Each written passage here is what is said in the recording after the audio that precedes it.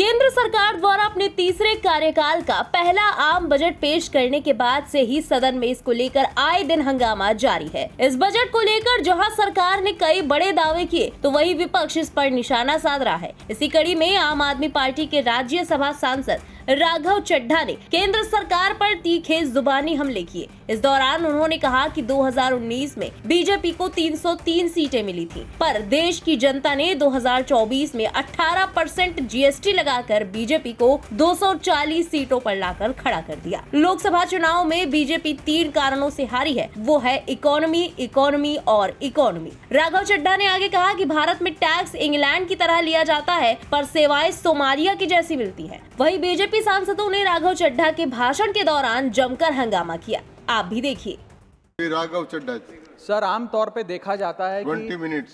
Sir, आमतौर पे देखा जाता है कि जब भी वित्तीय बजट देश में प्रस्तुत किया जाता है तो देश के कुछ वर्ग उस बजट से खुश होते हैं और कुछ वर्ग उस बजट से निराश होते हैं। लेकिन इस बार सरकार ने वो अचीव कर लिया जिसे अचीव करना संभव ही नहीं था। इस सरकार ने इस बजट से लगभग देश के हर वर्ग को निराश किया।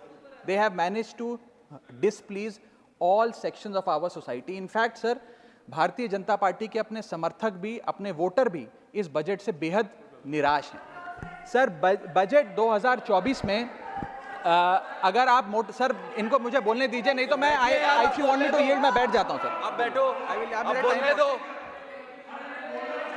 माननीय सदस्य, आप बोलो ना।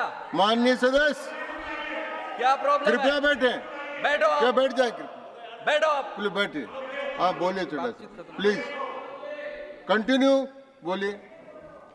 सर, पिछले 10 सालों में टैक्स लगा कर सरकार ने एक देश के आम आदमी का खून चूस लिया। अब आप मानिए, आप 10 रुपए कमाते हैं, उसमें से 3 साढ़े 3 रुपए आप इनकम टैक्स के माध्यम से दे देते हैं, 2 रुपए 2.5 रुपए जीएसटी आपका चूस लेता है, 1.5-2 रुपए आपका कैपिटल गेन टैक्स लगता है, सेस सरचार्जेस 1-1.5 रुपए के लग जाते हैं, तो मात्र 10 रुपए में से 7-8 रुपए तो सरकार के खजाने में चला जाता है।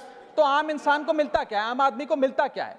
और सरकार जो हमसे इतना टैक्स लेती है उसके बदले में सरकार हमें देती क्या है? कौन सी ऐसी अंतर्राष्ट्रीय सेवाएं, world class health care, education, transport सुविधाएं सरकार बदले में देशवासियों को देती है? मैं ये भी पूछना चाहता हूं। इसीलिए आज मुझे ये कहने में बिल्कुल भी गुरेज नहीं है that sir we in India today pay taxes like England to get services like Somalia।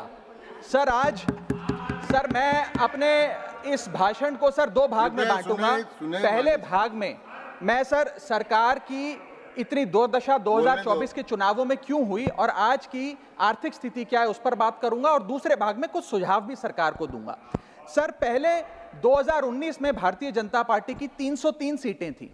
देश की जनता ने उन सीटों पर 18% जीएसटी लगाकर इनको 240 सीटों पर ला खड़ा किया। सर, इसके कई कारण बताए जाते हैं। कोई कहता है कि धर्म का कार्ड नहीं चला, कोई कहता है जातीय कारण है, तो कोई कहने लगता है कि टिकट डिस्ट्रीब्यूशन में कमी रही। सर, ये सब ऊपरी कारण है। मैं 3 कारण बताता हूं जिस वजह से भारतीय जनता पार्टी की ये दुर्दशा हुई। पहला कारण है इकोनॉमी, दूसरा कारण है इकोनॉमी, और तीसरा कारण भी है इकोनॉमी। सुनिए प्लीज, ये सर मैं बैठ जाता हूं। ये राष्ट्रपति के अभिभाषण पर चर्चा नहीं है, ये आम बजट पर चर्चा है। माननीय राघव चड्ढा जी, आपस में बात नहीं करें। माननीय राघव चड्ढा जी, ये राष्ट्रपति के अभिभाषण पर चर्चा नहीं है, ये आम बजट पर चर्चा। बोलिए आप। सर, बजट पे आप बोलो। आप बजट पर बोलिए, आम बजट। सर, अगर आपने मेरी पूरी बात सुनी होती तो शायद इतनी आपत्ति इन लोगों को ना होती। सर, मैं यही कहना चाह रहा हूं कि कई कारण बताए जाते हैं चुनावी हार के, लेकिन मेरे मुताबिक 3 महत्वपूर्ण कारण है। पहला कारण इकोनॉमी, दूसरा कारण इकोनॉमी और तीसरा कारण भी इकोनॉमी। मैं इकोनॉमी की बात कर रहा हूं, चुनावों की बात नहीं कर रहा। सर पहला कारण, सर मैं बैठ जाता हूं सर, इनको चिल्लाने दीजिए, मैं बैठ जाता हूं सर। माननीय सदस्य बैठिए।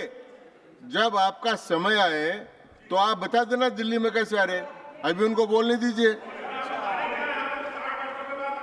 बोलिए बंद। अभी उन्होंने बना दिया है। बोलिए।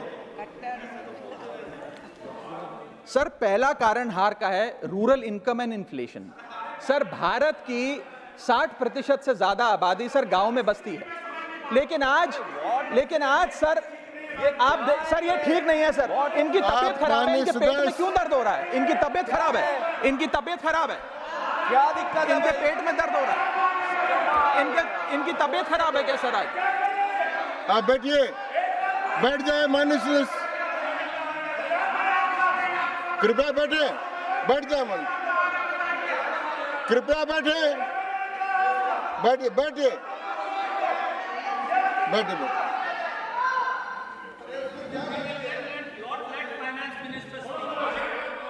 आप माननीय सदस्य डिस्टर्ब मत करें, इनको बोलने दें, आपको बोलने का अवसर मिलेगा, अब इनको बोलने दें। हाँ सर, मैंने 2.5 मिनट बोला, उसमें 5 बार इन्होंने इंटरप्ट किया है। मैं अपना समय सूद समेत इनसे वसूलूंगा सर। सर मैं आगे चलता हूं। सर इस देश में सर पहला मेरा कारण था, ब्याज की आदत ठीक नहीं है sir, rural income and inflation. Sir आज rising rural inflation, rural unemployment, low crop yield, income inequality, farmer debt, high input cost, low income, no MSP और क्रॉप लॉसेस के चलते ये आलम है सर कि रूरल इनकम ग्रोथ वित्तीय वर्ष 23-24 में डेकेडल लो पे है, डेकेडल लो पे। ब्यूरो रिपोर्ट, इंडिया पब्लिक खबर। इस खबर में बस इतना ही। देश और दुनिया की बाकी तमाम बड़ी और लेटेस्ट अपडेट्स के लिए सब्सक्राइब करें इंडिया पब्लिक खबर के यूट्यूब चैनल को और बेल आइकन दबाएं ताकि चैनल से जुड़ी सारी लेटेस्ट अपडेट्स आप तक वक्त से पहुंच पाए।